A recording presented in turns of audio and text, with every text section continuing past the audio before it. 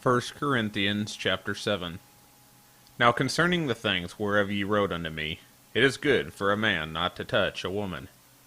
Nevertheless, to avoid fornication, let every man have his own wife, and let every woman have her own husband. Let the husband render unto the wife due benevolence, and likewise also the wife unto the husband. The wife hath not power of her own body, but the husband. And likewise also the husband hath not power of his own body, but the wife. Defraud ye not one the other, except it be with consent for a time, that ye may give yourselves to fasting and prayer, and come together again, that Satan tempt you not for your incontinency. But I speak this by permission, and not of commandment. For I would that all men were even as I myself, but every man hath this proper gift of God, one after this manner, and another after that. I say therefore to the unmarried and widows, it is good for them if they abide, even as I. But if they cannot contain, let them marry, for it is better to marry than to burn. And unto the married I command, yet not I, but the Lord, let not the wife depart from her husband.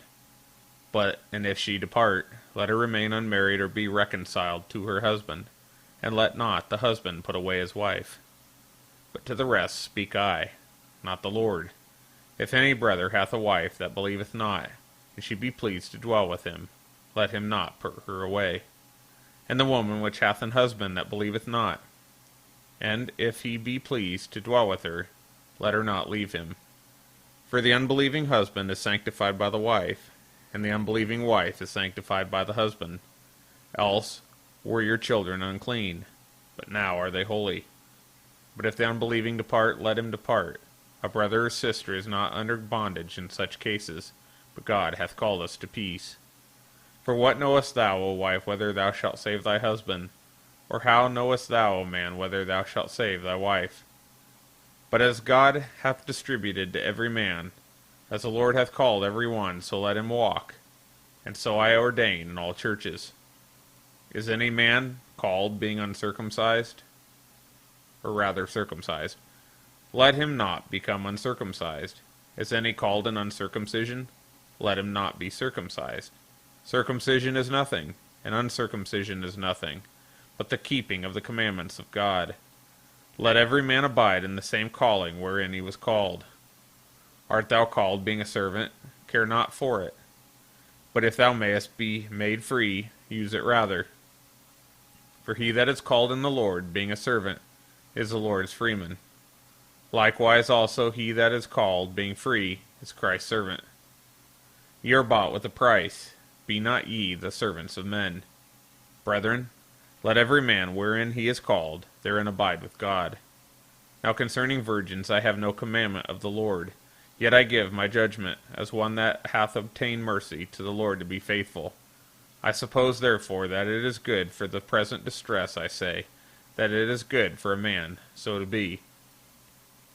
Art thou bound unto a wife, seek not to be loosed. Art thou loosed from a wife, seek not a wife. But and if thou marry, thou hast not sinned. And if a virgin marry, she hath not sinned. Nevertheless, such shall have trouble in the flesh, but I spare you. But this I say, brethren, the time is short. It remaineth, that both they that have wives be as though they had none, and they that weep, as though they wept not, and they that rejoice, as though they rejoice not, and they that buy, as though they possess not, and they that use this world, as not abusing it, for the fashion of this world passeth away. But I would have you without carefulness. He that is unmarried careth for the things that belong to the Lord, how he may please the Lord. But he that is married careth for the things that are of the world, how he may please his wife. There is difference also between a wife and a virgin. The unmarried woman careth for the things of the Lord, that she may be holy both in body and in spirit. But she that is married careth for the things of the world, how she may please her husband. And this I speak for your own profit, not that I may cast a snare upon you, but for that which is comely, that ye may attend upon the Lord without distraction. But if any man think that he behaveth himself uncomely toward his virgin, if she pass the flower of her age, and need so require, let him do what he will, he sinneth not, let them marry. Nevertheless, he that steadfast in his heart, having no necessity, but hath power over his own will, and hath so decreed in his heart that he will keep his virgin, doeth well. So then he that giveth her in marriage doeth well, but he that giveth her not in marriage doeth better. The wife is bound by the law as long as her husband liveth, but if her husband be dead, she is at liberty to be married to whom she will, only in the Lord. But she is happier if she so abide, after my judgment, and I think also that I have the Spirit of God.